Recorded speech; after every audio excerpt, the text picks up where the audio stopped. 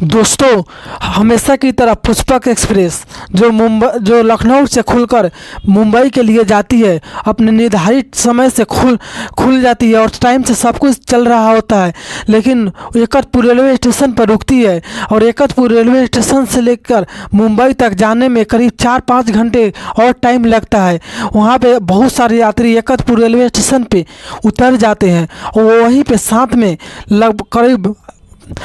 8 से 10 यात्री उस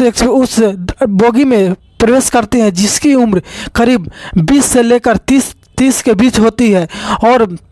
ट्रेन वहाँ से खुल जाती है। जैसे ही ट्रेन खुलती है, उसमें से एक यात्री जो एकतपुर रेलवे स्टेशन पे उस बोगी में आई थी, बोगी को बंद कर देता है और जो दरवाज़ा है उसे बंद कर देते हैं। और साथ में वो उस 8-10 यात्री अपने पास से गन छुरा कटार सब निकालते हैं और निकालने के बाद सारे यात्रियों के पास पहुंचकर उसे डराने धमकाने लगते हैं और बोलते हैं कि देखो, तुम्हारे पास जितने भी सामान है, प्यार से कह रहा हूँ, सारे सामान निकाल कर मुझे दे दे, क्योंकि अगर नहीं दिया तो समझो कि तुम्हारे साथ क्या बर्ताव करेंगे। और साथ में एक हवाई फायरिंग भी करते हैं, जिससे उस बोगी में बैठे सारे यात्री डर के मारे अपना सामान निकाल कर रख देते हैं। दोस्तों, उस यात्री में करीब 15 उस डब्बे में करीब 30 से 35 यात्री ही बैठे हुए थे। और दोस्तों, सारे लूटपाट करने लगते हैं। लूटपाट करने के बाद उसमें से एक बदमाश की नज़र एक महिला पे पड़ती है, जिसकी उम्र करीब 22 से 23 साल दिख रही थी और उसकी नई शादी हुई होती है अपने हस्बैंड के साथ। वो भी उत्तर प्रदेश से मुंबई जा रही थी। मुंबई में रहकर उसका हस्बैंड जॉब कर रहा होता है, लेकिन वो बदमाश उस महिला के पास पहुंच जाता है और उसके साथ गलत हरकत करने लगता है। क्योंकि इधर बाकी के बदमाश लूटपाट करने लगते हैं और एक बदमाश जो कि उसके हौस का परवान चढ़ जाता है और महिला के गाल, शरीर, बदन को टच करने लगता है। लेकिन जब उसकी माना उसके हस्बैंड करता है तो हस्बैंड के ऊपर हाथ उठा देते हैं, क्योंकि उसका हस्बैंड काफ़ी नौजवान और मोटा ताजा रहता है, जिससे अपने पत्नी के साथ हो रहे ये बर्ताव को सहन नहीं कर पाते हैं और उस बदमाश को वहीं पे मारने लगते हैं और मार कर नीचे पटक देते हैं। लेकिन जब इधर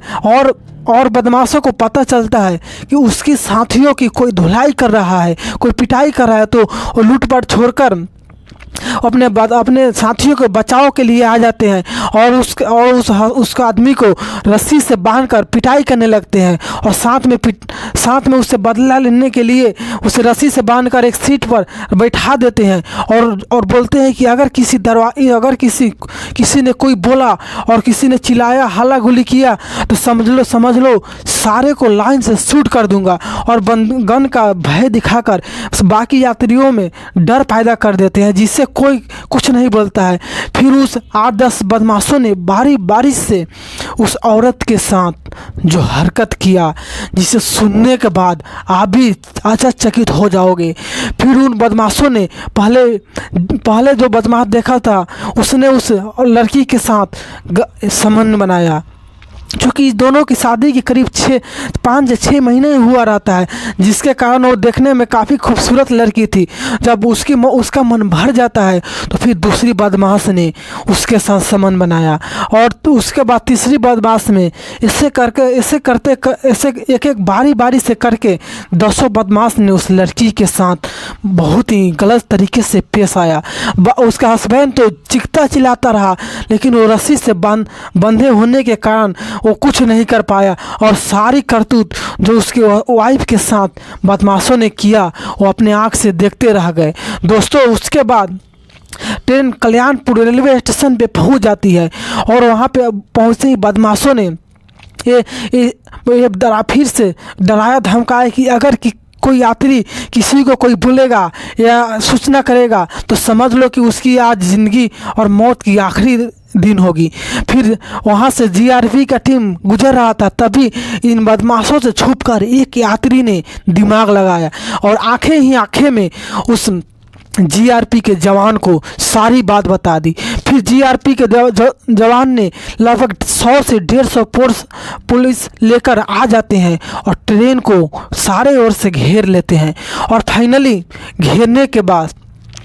उस बदमाशों को अपने हवाले करने के लिए गुहार करते हैं और अनाउंस करते हैं कि अगर कोई बदमाश ने, अगर कोई क्रिमिनल प्रवृत्ति के लोग ने ट्रेन से निकला तो समझो